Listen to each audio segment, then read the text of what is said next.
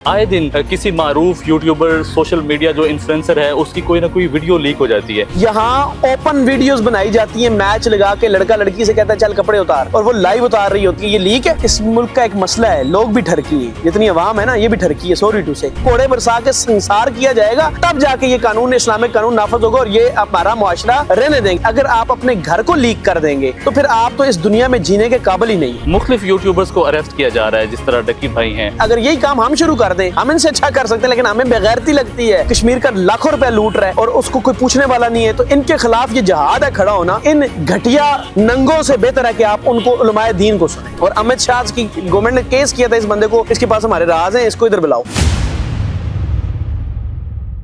अस्सलामुअलैकुम नाज़रीन और सामीन, मैं हूं उस्मान असलम। आप सुन और देख रहे हैं सुनो FM 89.4। नाज़रीन, पाकिस्तान हो, हिंदुस्तान हो या पूरी दुनिया में जहां भी कोई उर्दू ज़ुबान, पंजाबी ज़ुबान को या पाकिस्तानी हालात व वाक़यात को समझता है, वो सैयद बासित अली शाह के नाम को ज़रूर जानता है। आपकी मुलाकात सैयद बासित अली शाह साहब से करवा रहे हैं। आपका बहुत शुक्रिया बासित भाई। Sir thank you so much, आपका बहुत शुक्रिया, आपने इनवाइट किया। बासित भाई, बताइएगा, आपका जो इंटरटेनमेंट का काम है, जो आपका सहाफ़ती पेशे के हवाले से या आपने जो समाजी काम किए हैं, आपका इस सारे सफ़र का आगाज़ कैसे होता है? लेकिन ये आगाज़ तो बहुत पहले हो जाता है, वो स्कूल कॉलेज में भी हो जाता है। जब मेरे अंदर एक टैलेंट था मिमिक्री का, जब मैं किसी की आवाज़ कॉपी कर लेता था, चाहे वो इंसान हो, जानवर हो, सब की आवाज़ कॉपी कर लेता था। उसमें आपको पता है मेरा ब्रिटिश गॉट टैलेंट में सिलेक्ट हुआ मैं, फिर मैं इंडिया वाले मामलात में भी सिलेक्ट हो गया था, फिर मैं पाकिस्तान के डिफरेंट चैनल्स पे काम 100 से ज़्यादा गेटअप्स कर चुका था मैं। लेकिन फिर नबी सल्लल्लाहु अलैहि वसल्लम की एक हदीस सुनी, कभी किसी की नकल ना उतारो, खवा इसके बदले में तुम्हें दुनिया और आखिरत का माल क्यों ना दिया जाए। उसके बाद ठप बंद काम, चाहे जो मैं इवन लास्ट मुझे ARY से कॉल आई थी, अजमत साहब अल्लाह उन्हें इज़्ज़त दे, उनकी कॉल आई थी कि आप जीतो पाकिस्तान, वो जो फ़ाद मुस्तफ़ानी है उनके साथ शो की, तो लेकिन मैंने फिर भी वो नहीं किया, तो सिर्फ अपने नबी सल्लल्लाहु अलैहि वसल्लम की हदीस के लिए। उसके बाद हमने सोशल काम शुरू किए, लोगों की जाके मदद करवाई, यूट्यूब शुरू किया और यूट्यूब वो चल गया, वो अल्लाह की करम ही थे जैसे चला। और फिर अल्लाह ताला ने इज़्ज़त दी, फिर इतनी इज़्ज़त दी कि इंडियन चैनल्स पे बैठ के पाकिस्तान को डिफेंड किया सीमा हैदर केस में, 6 राह के ऑफिसर फारग करवाए, ऑन रिकॉर्ड ये बात है। फिर उसके अलावा बनियान अल मरसूस में पूरी जहाद बिलसानी किया पाकिस्तान के लिए। तो ये इज़्ज़त व तो इज़्ज़ो मंतशा व तो ज़िल्लो मंतशा, ये इज़्ज़त अल्लाह ही देने वाला है। तो ऐसे ही ये सफ़र गुजरा जी।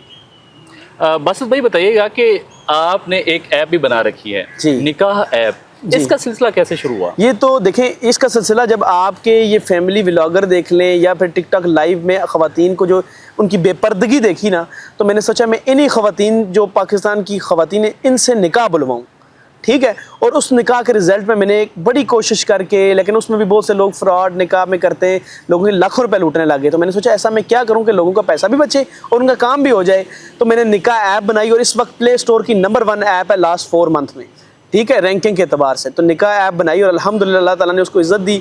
3100 मेरे ख्याल में 92 या इस अप डाउन हो सकता है, इतने एक्सेप्ट प्रपोजल हुए इससे इतने 4-5 महीनों में, और अल्लाह ताला ने इसको इज़्ज़त दी। और निकाह आम करने का मेरी एक मिशन है ज़िंदगी का कि जिस मुल्क में देखें बेहयाई आम हो गई हो, जहाँ पर ख़वातीन की बेपर्दगी और टिकटॉक लाइव पे आप देखें मुकाबले चंद टकों के लिए वो अपनी इज़्ज़तें गिरा देती हैं, वहाँ पर मैं पाकिस्तान की ख़वातीन जो पर्दे में साहबियात भी आती थी, आपको पता है, बयान, उनसे निकाह बुलवा के निकाह को प्रमोट करता हूँ। एक वीडियो से मेरी पता नहीं कितनी ख़वातीन निकाह ऐप पर ज्वाइन करती हैं और कितने मेल ज्वाइन करते हैं और उनकी आपस में रिश्ता और निकाह की बात होती है। तो इसलिए ये बनाई और अल्लाह ताला ने इसे कामयाबी दी।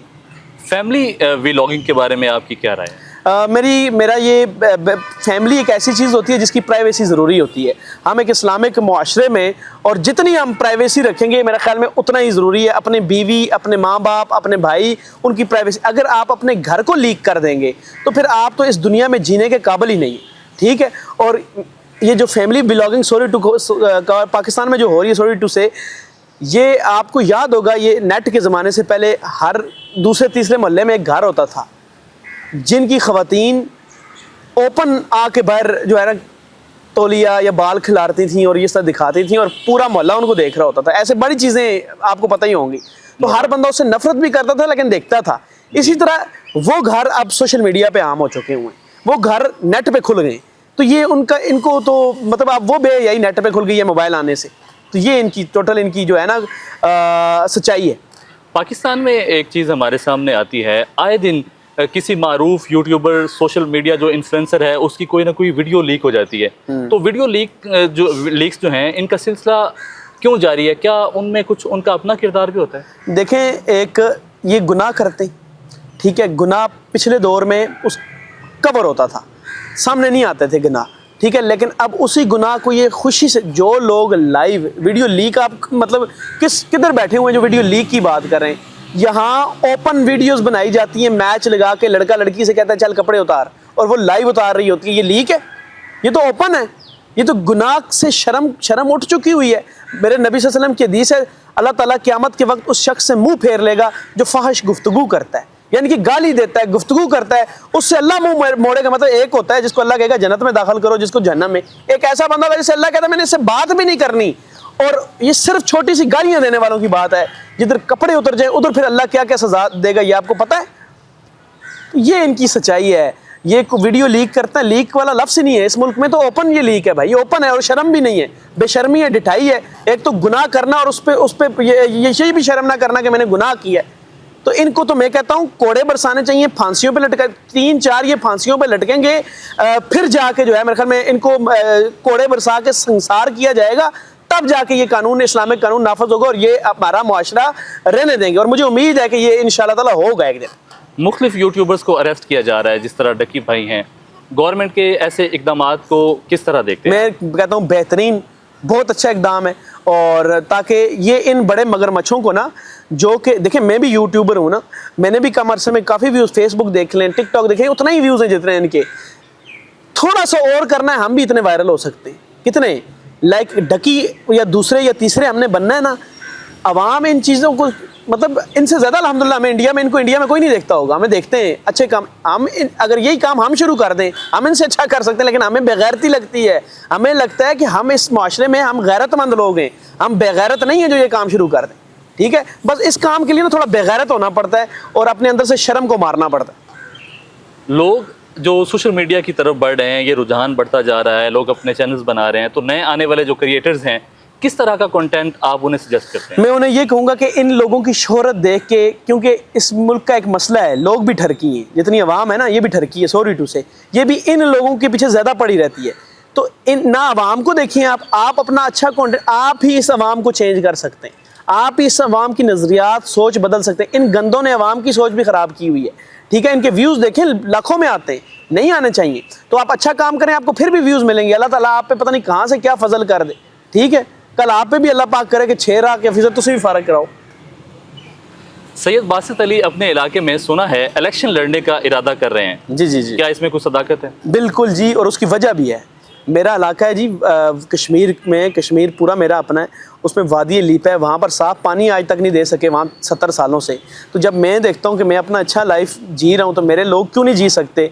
वहाँ अच्छा एक अस्पताल नहीं दे सके, वहाँ टनल के नाम पे पूरा इलेक्शन ले जाते हैं, आज तक वो टनल नहीं बना सके, वहाँ पर रोज़गार नौजवानों को नहीं फराहम कर सके, वहाँ पर कोई ऐसा सोर्स, अपना ब्रांड कोई दुनिया में नहीं लॉन्च कर सके, वहाँ पर कोई, मतलब आप ये सोचें कि ये जो वज़ीर वहाँ बनते हैं, उनको जब वो रिटायर, मतलब जितनी बार वो वज़ीर बनेगा और रिटायर होगा, पूरी ज़िंदगी उसको मुराद दी जाती है, उसको ड्राइवर, उसको गाड़ी, उसको उसके अलावा बावर्ची, नौकर सब दिए जाते हैं, और वो कश्मीर का लाखों रुपए लूट रहा है और उसको कोई पूछने वाला नहीं है। तो इनके ख़िलाफ़ ये जहाद है खड़ा होना और बताना कि नहीं, मैं अपनी आवाम के लिए कुछ कर सकता हूँ और वहाँ करूँगा, और आवाम को इंशाअल्लाह ताला कश्मीर के पास, मैं आपको एक छोटी सी मिसाल देता हूँ, शहद, कश्मीरी शहद बहुत मशहूर है दुनिया में। अभी भी कुछ मुल्क ऐसे हैं जो शहद पे पूरा पूरा मुल्क चल रहा है। शहद की प्रोडक्शन, वहाँ ऐसे दरख्त लगाए जाते हैं कि शहद ज़्यादा से ज़्यादा पूरी दुनिया में ब्रांड, एक शहद का ब्रांड नहीं बना सके यार, जहाँ जो कश्मीर में आम है।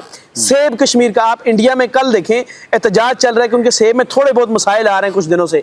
वो पूरी दुनिया में, आपके ईरान से सेब आता है, अभी ईरान के साथ जंग हुई, आपको सेब मिलना बंद हो गया यहाँ पे। कश्मीर के दरख्तों पर चिड़ियाँ खा रही हैं सेब, वो कहाँ जाएगा?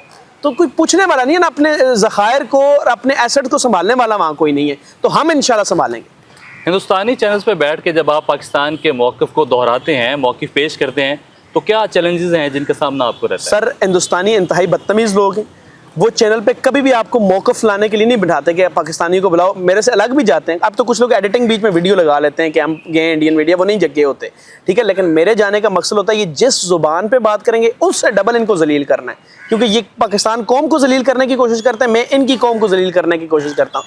और आपको एक मज़े की बात बताता हूँ, मैं बैन हुआ था, मुझे नरेंद्र मोदी की गवर्नमेंट ने बैन किया, सैयद बासत, मुझे वो बासत अली कहते हैं। तो पिछले दिनों जब मुझे बैन किया तो इधर क्रिकेटर बासत अली कहा गया कि उसको बैन, हमारे मीडिया ने चला दिया बासत, वो बैन नहीं हुआ था, उसका इंडिया से तल्लक ही नहीं, उन पर वीडियो खिलाफ करना।